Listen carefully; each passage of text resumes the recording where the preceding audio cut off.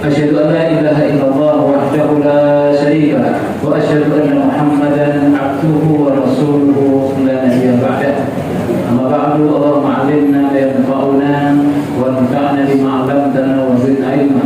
اللهم ألهمنا رشدنا واغفرنا ذنوبنا واهدنا صراط المستقيم.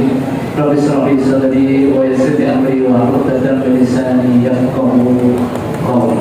Ibu sekalian, kita semua berdoa kepada Allah Subhanahu wa taala semoga semua amal kita di bulan Ramadan, mulai dari sholat 5 waktu kita, sholat sunnah kita, puasa wajib kita, dan juga tilawah Quran, sedekah, infak, zakat kita semua diterima oleh Allah Subhanahu wa taala.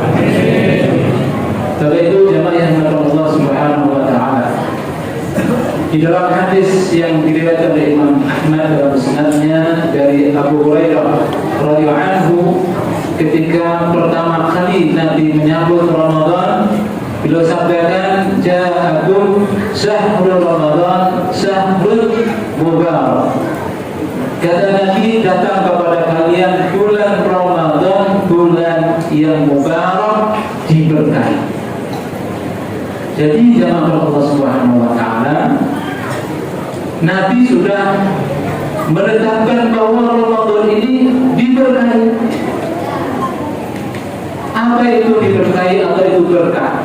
Al-barakah maknanya apa? Ziyadatul khairi wa kasratuhu. Berkah itu adalah bertambahnya kebaikan, berlimpahnya kebaikan. Jadi kalau Nabi sifatin Ramadan dengan mubarak, berarti penuh dan berlimpah dan bertambah keberkahannya atau kebaikannya. Alhamdulillah. Jadi Ramadannya sudah berkah. Pertanyaannya adalah, apakah kita bisa mendapatkan keberkahan Ramadan yang beraneka ragam itu? Yang mana keberkahan sudah Allah sediakan? Ini pertanyaan yang harus kita jawab. Kaum muslimin yang Allah Subhanahu wa taala, maka kata ulama, kita akan bisa mendapatkan keberkahan Ramadan yang mana kebaikan bertambah, kebaikan berlimpah. Salah satunya adalah in kunna syakirina lillah. Jikalau kita dalam menjalani Ramadan ini syakirina lillah, banyak bersyukur kepada Allah Subhanahu wa taala. Yang sudah bersyukur bertambah bersyukur kepada Allah Subhanahu wa taala.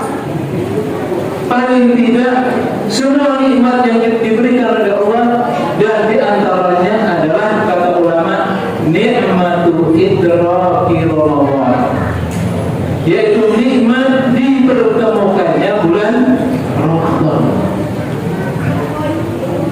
Bisa jemaah Allah Subhanahu wa taala, oleh karena tidak semua orang mendapatkan Ramadan. Ada yang baru masuk Ramadan sudah diwafatkan. Bahkan ada yang sudah dapat Ramadan pun hanya dapat 10 pertamanya, 10 dua sudah tidak ada. Kemarin saya ngasih tausiah di masjid, Jumatnya saya masih ketemu, semalam sudah tidak ketemu. Atau bisa jadi 10 pertama dapat, 10 kedua dapat, 10 tiganya agak tahu kita juga. Atau bisa jadi kita mendapatkan Ramadan tapi terkadang dalam keadaan yang tidak baik, sakit kita, maka kita tidak bisa optimal, maksimal menjalankan Ramadan. Tapi alhamdulillah kita sudah masuk Ramadan, dapat 10 pertama dapat, 10 kedua setelah dapat. Kita doakan juga mudah-mudahan sampai tuntas kita dapat Ramadan, insya Allah. Dan alhamdulillah juga kita dalam keadaan sehat walafiat. Alhamdulillah. Kaum muslimin dimuliakan Allah Subhanahu wa taala, bagaimana besarnya yang namanya pertemuan Ramadan itu, kita akan bisa memahami kalau kita memandang sebagaimana orang-orang terdahulu, para sahabat, tabi'in dan tabi'in yang kita kenal dengan as-salafus saleh. Kita itu memandang pertemuannya dengan Ramadan. Ada sebuah kitab ditulis oleh seorang ulama besar, Ibnu Rajab Al-Hambali, yang kitabnya atau judulnya adalah Lataiful Ma'arif. Dalam kitab itu beliau riwayatkan kana salafu, perhatikan, adalah generasi salaf, para sahabat, tabi'in, tabi'in itu yad'una Allah, berdoa kepada Allah Subhanahu wa taala sittata asyhurin, selama 6 bulan. Perhatikan, berdoa selama 6 bulan an yuballighum Ramadan, agar mereka itu dipertemukan dengan bulan Ramadan. Doanya Pak lama banget. Kalau bukan sesuatu istimewa, nggak mungkin dong mereka berdoa sampai segitu lama, 6 bulan supaya dapat Ramadan. Pertanyaannya, kita kemarin doa apa tidak? Oh, kita itu nggak doa Allah kasih, alhamdulillah. Jamaah yang melakukan Allah Subhanahu wa taala. Nah, yang namanya ketemu Ramadan itu nikmat yang besar. Ada satu riwayat hadis dari seorang ulama, Ibnu Majah dalam sunannya. Hadis ini dari Tolha bin Ubaidillah. Inti hadis ini adalah menjelaskan tentang nilai agungnya yang namanya dipertemukan dengan bulan Ramadan. Beliau katakan, inna rajulaini min baliin qadima ala Rasulillah SAW. Ada 2 orang di masa Rasul itu bertemu Nabi. Nah, kalau sahabat atau orang yang bertemu Nabi pasti urusan yang besar, Pak. Bukan untuk ngopi, bukan untuk ngerumpi, nongkrong, enggak, tapi untuk urusan yang besar. Apa itu? Masuk Islam. Kata Tolha, wa kana islamuhuma jami'an. Kedua orang itu kemudian masuk Islam bareng-bareng, waktunya sama. Wa kana ahaduhuma ashadda ijtihadan min al-akhar. Tapi satu dari 2 orang itu lebih semangat, lebih rajin, lebih giat di dalam perjuangan. Waktunya tarawih, cepat berangkatnya. Waktunya pengajian, jalannya juga paling depan. Ke masjid, jamaahnya juga selalu. Bahkan saat ada seruan jihad, dia pun berangkat. Fawaza fastushhida, maka kemudian dia pergi perang sampai kemudian gugur syahid di medan perang. Oleh sekalian yang melakukan Allah, tahukah kita apa pahalanya orang yang mati syahid itu? Disediakan oleh Allah Subhanahu wa taala surga tingkat 100. Masya Allah. Satu tingkat dengan yang lain, jaraknya apa? Langit dan bumi. Begitu besar pahala orang yang mati syahid di jalan Allah Subhanahu wa taala. Kemudian famaka sal'ahu ba'da sanatan. Setelah yang pertama meninggal, wafat karena gugur di medan perang. Kemudian yang satu lagi, orang yang kedua, Allah berikan umur setahun kemudian. Jadi dikasih umur setahun kemudian. Fatul ya, kemudian baru wafat. Tapi itu Allah Subhanahu wa taala, kata Tolha bin Ubaidillah anhu, fara'aitu fil manam, kemudian aku bermimpi dalam tidurku.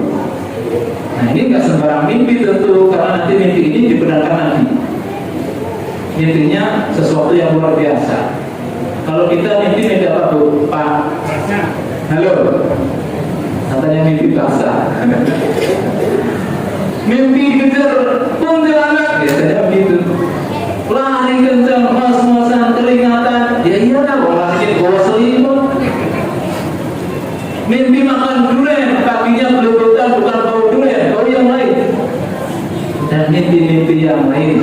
Tapi sahabat mengatakan, fara'aitu fil manam id ana bihi nabiyatil jannah. Saat malam itu aku bermimpi bersama mereka di pintu surga. Ternyata Allah Subhanahu wa taala saat itu yang dimasukkan pertama ke pintu surga adalah orang yang kedua, bukan orang yang gugur di medan perang dengan pahala yang banyak itu. Nah, itu yang membuat Tolha bin Ubaidillah iskal, ada yang aneh, kok bisa?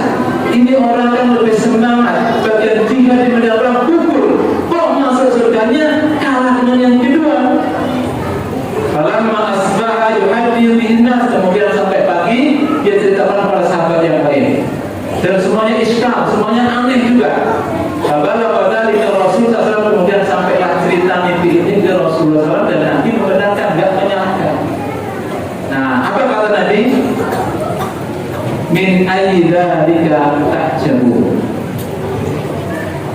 kenapa kalian menjadi aneh? Memang ada yang salah. Kalau orang yang kedua, yang dulu biasa-biasa itu masuk surga duluan. Kata mereka, kalau ya Rasul, bukankah orang yang pertama meninggal itu syahid di medan perang? Kok yang masuk surga yang kedua? Aneh kan? Nah, jawaban Nabi ini yang menjadi poin bahasa kita ini. Kata Nabi, Alisa, maka sahabat ada usanata. Bukankah orang yang kedua itu Allah berikan umur setahun kemudian, jadi ada selisih umur setahun.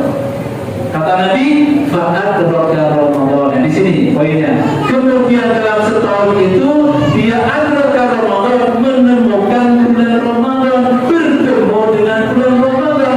Fasoma, maka dia berpuasa. Allah kasih pahala atas puasanya, Allah berikan ampunan atas puasanya.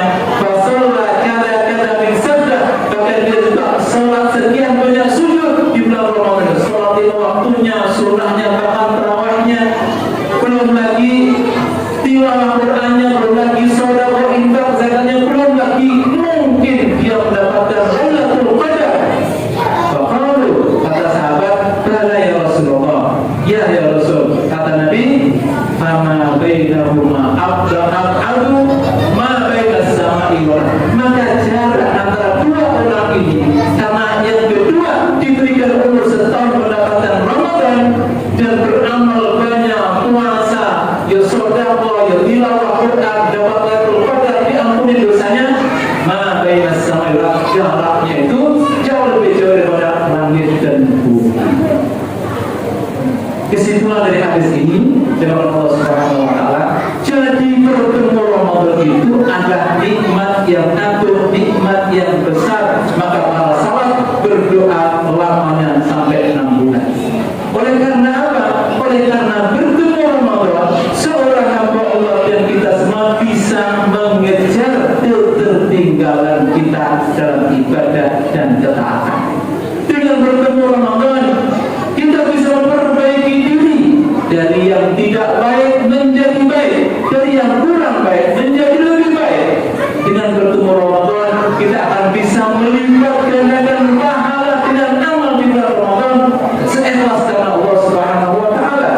Dengan bertemu Ramadan, kita akan bisa mendapatkan ampunan Allah.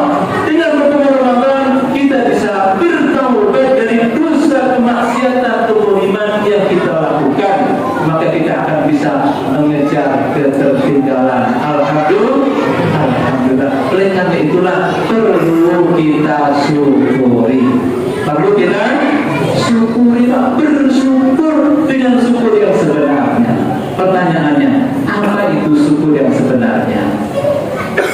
Syukur orang yang sebenarnya itu kalau dia bersyukur memenuhi 3 rukunnya. Kalau salah satu dari rukun tidak ada, itu termasuk kufur nikmat. Demikian ulama katakan. Rukun yang pertama yang harus ada adalah madhul mun'im bil lisan, yaitu memuji zat yang memberikan nikmat Allah Subhanahu wa taala bil lisan, dengan lisan kita mengucapkan alhamdulillah. Rukun yang kedua adalah al-i'tiraf bil in'am bil qalb, yaitu kita mengakui dan meyakini bahwa yang memberikan nikmat adalah Allah Subhanahu wa taala dan bukan yang lain, fil qalb, di dalam hati. Itu namanya syukur bil qalb. Yang pertama syukur bil lisan. Dan yang ketiga, yang ini sangat rumit dengan Allah Subhanahu wa taala, rukunnya adalah isti'malun ni'ami fi ta'atillah, yaitu menggunakan nikmat yang Allah berikan itu untuk ketaatan kepada Allah Subhanahu wa taala. Ini kalau 3 terpenuhi, insya Allah syukur. Karena banyaknya nggak bisa yang ketiga ini, maka dianggap kufur. Perhatikan, Allah firmankan dalam surat Saba 13, A'udzubillahi minasyaitonir rajim, wa qalilum min ibadiyas syakur, dan sedikit sekali dari hamba-hambaku yang bersyukur. Sedikit kata Allah, berarti yang banyak pun kufur. Karena tadi mungkin